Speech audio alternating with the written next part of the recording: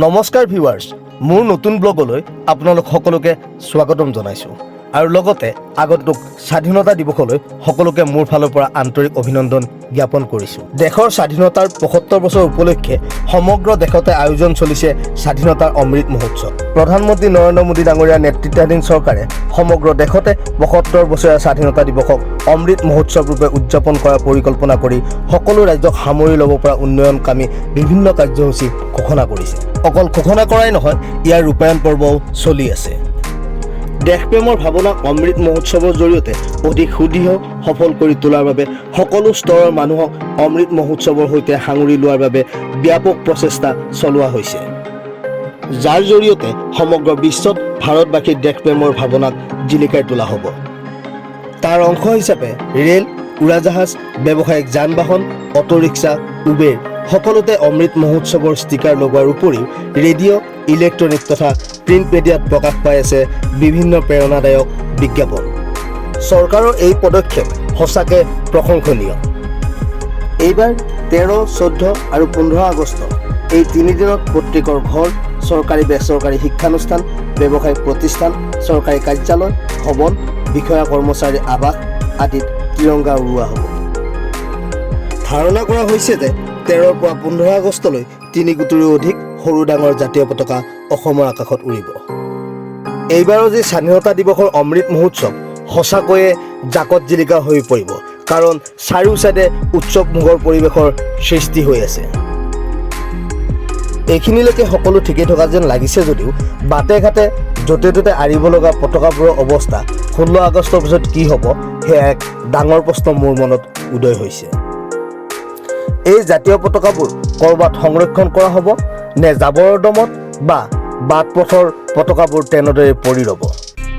আমি সকলোৱে যিটো উৎসাহেৰে পতাকাবিলাক উৰুৱাইছোঁ, সেই একে উৎসাহেৰে আমি পতাকাবিলাক সংৰক্ষণো কৰিব লাগিব, কাৰণ সকলো কাম চৰকাৰী পক্ষ বা প্ৰশাসনৰ ওপৰত আমি জাপি দিলেই নহ'ব। সেইকাৰণে পুনৰবাৰ কৈছোঁ, ঘৰে ঘৰে জাতীয় পতাকা, কিন্তু বাটে ঘাটে পতাকাখন পেলাই আমাৰ পতাকাখনক কোনেও যাতে অপমান নকৰে। আমি ভাৰতীয় হিচাপে জাতীয় পতাকাখনৰ সংৰক্ষণ দিয়াৰ দায়িত্ব আমাৰ সকলোৰে আছে। আমি সকলোৱে প্ৰশাসনে উৰুৱাব দিছে কাৰণে এই 3 দিনত পতাকাখন উৰুৱালোঁ আৰু তাৰপিছত যেনেকৈ আছে তেনেকৈ পেলাই থৈ দিলোঁ। সেইটো যাতে আমি কোনেও নকৰোঁ, কাৰণ কিয় জাতীয় পতাকাখনৰ মৰ্যাদা আমি সদায় অটুট ৰাখিব লাগিব। নহ'লে বিশ্ববাসীয়ে আমাৰ ওপৰত হাঁহিব আমি কি অমৃত মহোৎসৱ আয়োজন কৰিলোঁ বুলি।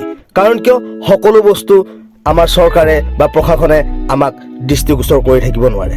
আমাৰ নিজৰ দায়িত্ব থাকে এই পতাকাখনৰ সন্মান অটুট ৰখাৰ এজন সুনাগৰিক হিচাপে। আৰু লগতে আমি নিজৰ নিজৰ ঘৰত যিবিলাক পতাকা উৰুৱাইছোঁ, সেইবিলাক যাতে আমি 15 তাৰিখৰ পিছত ধুনীয়াকৈ সামৰি এটা ভাল জেগাত সংৰক্ষণ কৰি থওঁ। আৰু মোৰ এইখিনিতে সকলোলৈ এটা অনুৰোধ যে আমি পলিষ্টাৰ কাপোৰ বা তেনেকুৱা অন্য ধৰণৰ পতাকা কিনি অনাতকৈ আমি যিবিলাক খাদী কাপোৰৰ পতাকা আছে সেইবিলাক যাতে আমি ব্যৱহাৰ কৰোঁ।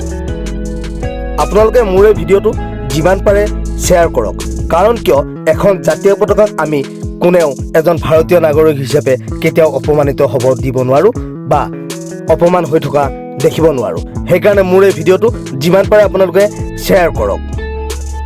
চৰকাৰে ৭৫ বছৰৰ স্বাধীনতা দিৱসৰ এই অমৃত মহোৎসৱত যি পদক্ষেপ হাতত লৈছে সঁচাকৈ প্ৰশংসনীয়। আৰু এয়া কেইজনমান আৰক্ষীৰ জোৱানে সৰ্বসাধাৰণ ৰাজ্যক উৎসাহ যোগাবলৈ এটা বাইক ৰেলী উলিয়াইছে। দোকান পোহাৰ আৰু ঘৰে ঘৰে জাতীয় পতাকাখন উৰি থকা দেখি নিজকে ভাৰতীয় হিচাপে গৌৰৱান্বিত অনুভৱ কৰিছোঁ। আৰু হয়তো চৰকাৰৰ এয়াই উদ্দেশ্য আছিল যে সকলো ভাৰতীয়ৰে দেশপ্ৰেমমূলক ভাৱ হৃদয়ত আৰু অধিক বেছি উদয় হয়। আপোনালোকে মোৰ আজিৰ এই ভিডিঅ'টো চাই কেনেকুৱা পালে মোক জনাব। চেনেলটো ছাবস্ক্ৰাইব কৰিব, লাইক কৰিব, কমেণ্ট কৰিব, শ্বেয়াৰ কৰিব। জয় হিন্দ, জয় আই অসম।